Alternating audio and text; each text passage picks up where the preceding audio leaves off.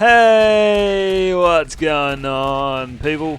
It's SGZ here from the Spartan Game Zone, and in this video I'll be going over all the weapon adjustments that have gone live as part 1 of the Borderlands 3 Mayhem 2.0 fine tuning. I'll be showcasing and letting you know what guns got nerfed and what guns got buffed, so you can have a good understanding of how these guns perform now on the new Mayhem 2.0.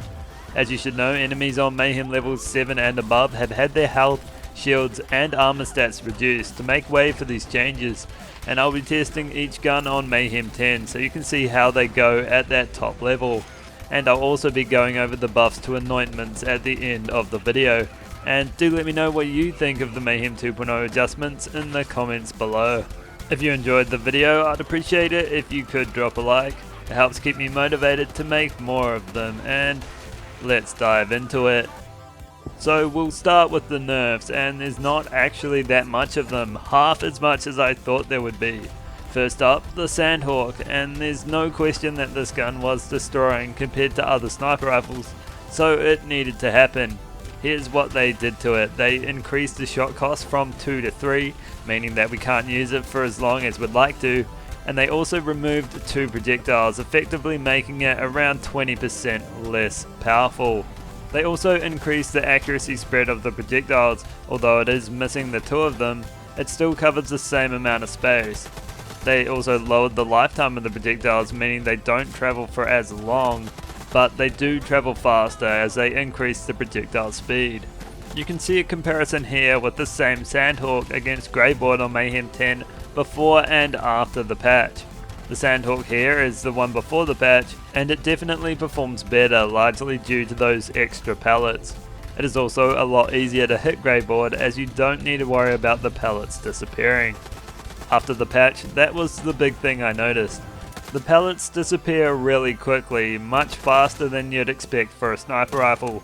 It means you'll need to be much closer to get use out of it, although you don't need to worry too much about missing your targets, as the projectiles move about 3 times as fast. It still does well against Greyboard, probably 20% worse, but honestly it's fine considering Greyboard's lower health, and it still kills him easily using this strategy.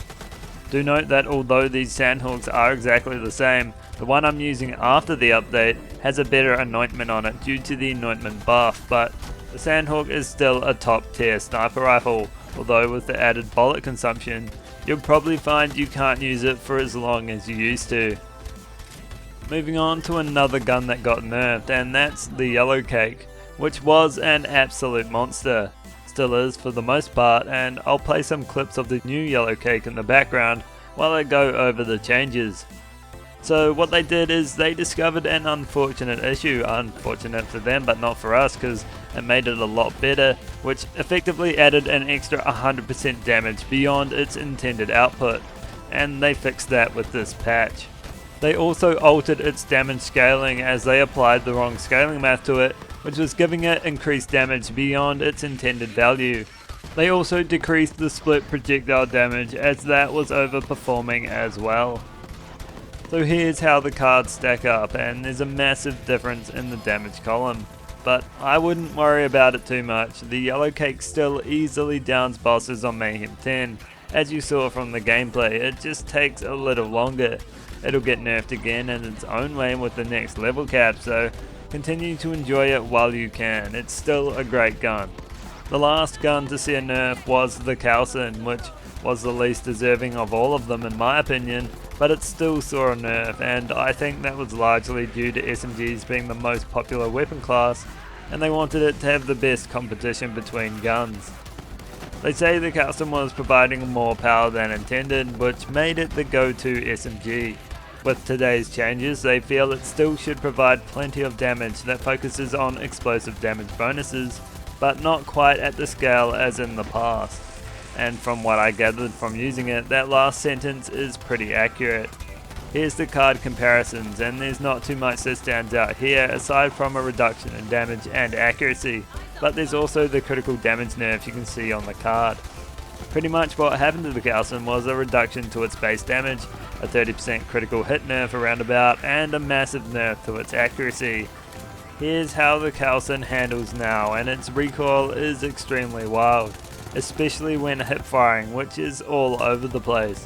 I highly recommend you aim down sights with it now, as its recoil is predictable. It's purely vertical, which makes it much easier to control. Aside from those changes, the Kaleidoscope deals less damage than it used to, with critical hits being the biggest reason for that, and it's much harder to control, but is still definitely a great SMG. Moving on to weapons that got the good news today, the buffs, and they were all SMGs. Here's what they had to say on that count. The number of viable SMGs felt low compared to the relative depth of weapons of that type. As a result, several of them have had damage increases this week. The bitch was one of them that got a buff, and it definitely felt good when I was using mine. It boosts critical damage by a lot for an SMG, and if you're accurate with it, it could be one to look out for. They also buffed the handsome jackhammer, which I felt was okay, but really nothing special. When you reload it, you'll chuck out a copy of the gun, which will spin and shoot while bouncing around, but there's really not a lot going on damage wise. The Devoted was another melee 1 SMG with a massive fire rate and magazine size. My binary one consumes ammo like nothing else, but the damage it deals can be high at times, although I feel that the ammo consumed to damage dealt ratio isn't high enough for it to be a dependable weapon. The Turbo Gallon was another SMG that received a much needed buff, but really it wasn't enough for it. It's a TDO gun that spawns a copy of itself that hovers around you and shoots at enemies. It fires slowly and deals high damage when hitting crits, but its DPS is just far too low if it wants to compete with other SMGs in its class. The Ripper was another SMG, and it's one of those guns that you feel has the potential, but again it wasn't reached. Any enemy that you stab with the Ripper will take increased damage from its shots, but they only buffed its melee damage, meaning the gun itself isn't any more powerful, and with melee damage not scaling for any builds right now, there really isn't any more incentive to use it. They also buffed the Vanquisher, which, like the Ripper, is a gun with potential that doesn't really behave like a normal weapon. It's got effects outside of a typical gun. The Vanquisher's damage is increased while you're sliding, and it also increases the speed at which you slide. Now, I haven't really paid much attention to this weapon in the past, but the Vanquisher now, at least from what I was using it, I see potential there, and quite a lot of it. It's not easy to get it dealing its peak damage all the time, but there definitely is something there. The Cloudkill and Tsunami were another couple of SMGs to get buffed today, and they got base weapon damage buffs like a lot of them. Lastly, let's go over the anointments that were improved upon thanks to the patch, and they weren't just the bad ones either. Some good ones got even better. They increased the effectiveness of the wild airborne damage, critical damage and fire rate anointments. The airborne fire rate anointment had a bug which is being fixed to substantially improve it, and they're also anxious to see what builds will be used in the Takedown at the Guardian Breach in particular, and as we all know there's a lot of platforming in that, which means a lot of in-air combat. They also fixed the bug with the slide fire rate anointment, which prevented it from providing the field damage bonus. Action skill end anointments also got improved, a number of them in fact.